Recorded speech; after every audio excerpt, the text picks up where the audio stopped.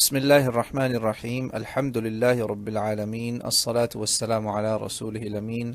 أما بعد، فأعوذ بالله السميع العليم من الشيطان الرجيم من نفخه ونفثه وهمزه.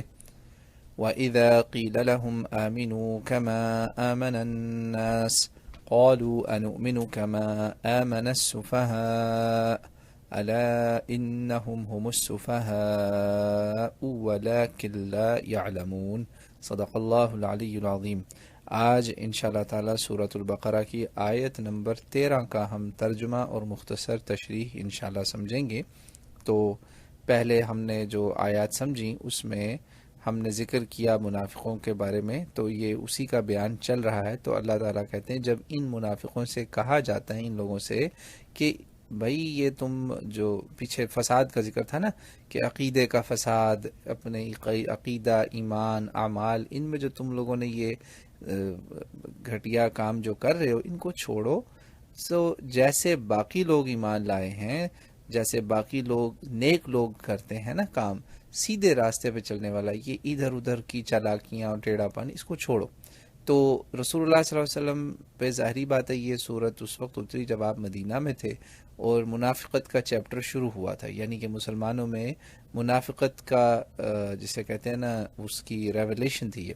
تو یہ آگے سے کہتے ہیں کہ اچھا تم ہمیں کہہ رہے ہو ہم ایسے ہی مان لائیں؟ بھئی یہ تو بے وقوف عورتیں اور بچے جو ہوتے ہیں وہ ایسے ہی مان لاتے ہیں۔ تو آگے اللہ تعالیٰ جواب دیتا ہے کہ نہیں، یقیناً بے شک یہی بے وقوف ہیں، یہی کم عقل اور جاہل ہیں، مگر ان کو یہ سمجھ ہی نہیں ہے، یہ ان کو ریئلائز ہی نہیں ہو رہا۔ تو یہ تھا جی ایک مختصر سا سادہ سا تشریحاً ترجمہ، سادہ سلیس ترجمہ۔ تو اس میں اب اس کی تشریح بھی بڑی سادہ ہے، انشاءاللہ سیدھی بات ہے بالکل، کہ دیکھیں پہلے جو ذکر ہوا جس میں ہم نے فساد کا ذکر کیا کہ اللہ تعالیٰ نے ان کو کہا، رسول اللہ صلی اللہ علیہ وسلم نے ان کو نصیحت کی کہ یہ زمین پہ فساد نہ کرو، تو ان کا جواب کیا تھا؟ نہیں جی ہم تو اصلاح کرنے والے ہیں، ہم تو امن پسند ہیں، امن لانے والے ہیں، اس قسم کی انہوں نے باتیں کر کے تو جان چھڑائی۔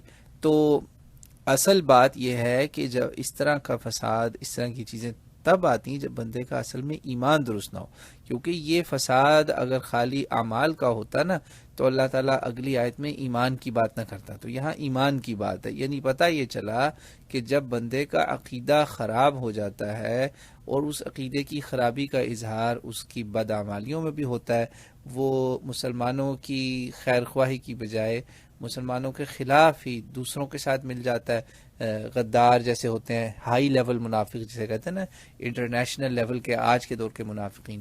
تو یہ اسی منافقت کی ایک مثال ہمارے لیے قائم کی جا رہی ہے کہ یہ صحیح ایمان نہیں ہے۔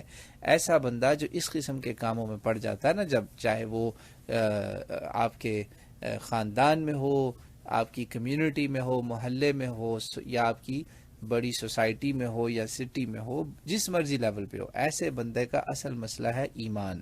اس نے ایمان ویسے وہ نہیں لے کے آیا جیسے دوسرے لوگ لے کے آئے، جیسے رسول اللہ صلی اللہ علیہ وسلم کے گھر والے اور آپ کے نیک اصحاب ایمان لے کر آئے اور ایمان کے لیے انہوں نے قربانیاں بھی دیں اور سیدھے راستے پہ چلے۔ یہ نہیں انہوں نے ڈبل گیمز نہیں کھیلی کہ ادھر بھی ایک لائن کھلی رکھی کمیونیکیشن کی، ادھر بھی کھلی رکھی، ادھر والوں کو کہا میں آپ کے ساتھ ہوں، ادھر والوں کو کہا میں آپ کے ساتھ ہوں۔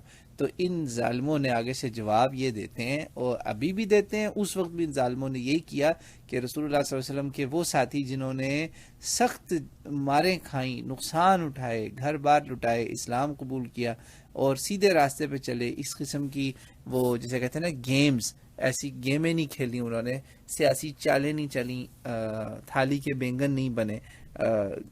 تو ان لوگوں کو ایسے جو نیک لوگ تھے جو سیدھے راستے پہ جسے کہتے ہیں نا اسٹریٹ فارورڈ قسم کے لوگ، یہ صحابہ اور اہل بیت ہیں، تو کہا کہ یہ تو بے وقوف ہیں، نعوذ باللہ، استغفر اللہ، بے وقوف ہیں۔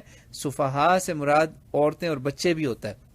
جی ہاں، قرآن پاک کی اس روح سے سورہ نساء میں اللہ تعالیٰ نے کہا وَلَا تُؤْتُوا السُّفَهَاءَ أَمْوَالَكُمُ الَّتِي جَعَلَ اللَّهُ لَكُمْ قِيَامًا وَارْزُقُوهُمْ فِيهَا وَاكْسُوهُمْ وَقُولُوا لَهُمْ قَوْلًا مَعْرُوفًا۔ یہ آیت نمبر 4 ہے۔ سفیہ سے مراد وہ آدمی ہوتا ہے جو کم عقل ہو، بچہ ہو یا صفی سے مراد عربی میں ایسی خواتین کا بھی ہوتا ہے جو ابھی بلوغت میں یا عاقلہ اور بالغہ نہیں ہوئی اور ان کو بھی محرم کے مطلب وہ محرم کے بغیر وہ نہیں سروائیو کر سکتی، تو اس کو صفیحہ کہا جاتا ہے. یعنی کہ تانا دیا نیک لوگوں کے بارے میں کہ یہ تو بے وقوف بچے، چھوٹے بچے اور گدھوں کی طرح ایک لائن میں چلنے والے لوگوں کا کام ہے، ہم نہیں ایسا کرتے. استغفر اللہ استغفر اللہ، یہ بڑی ملعون لوگوں والی بات کی انہوں نے، لعنتیں کمائیں اپنے لیے. اور ایسے لوگ آج بھی اگر کریں گے، کسی سیدھے اسٹریٹ نیک آدمی کو دیکھ کے کہہ دیں کہ او یار تم تو بیوقوف لوگ ہو، تمہیں کیا پتا دنیا کی چالیں اور دنیا کے کام کیا ہوتے ہیں، تو اس کا جواب اللہ نے خود ہی دے دیا، مجھے آپ کو دینے کی ضرورت نہیں ہے.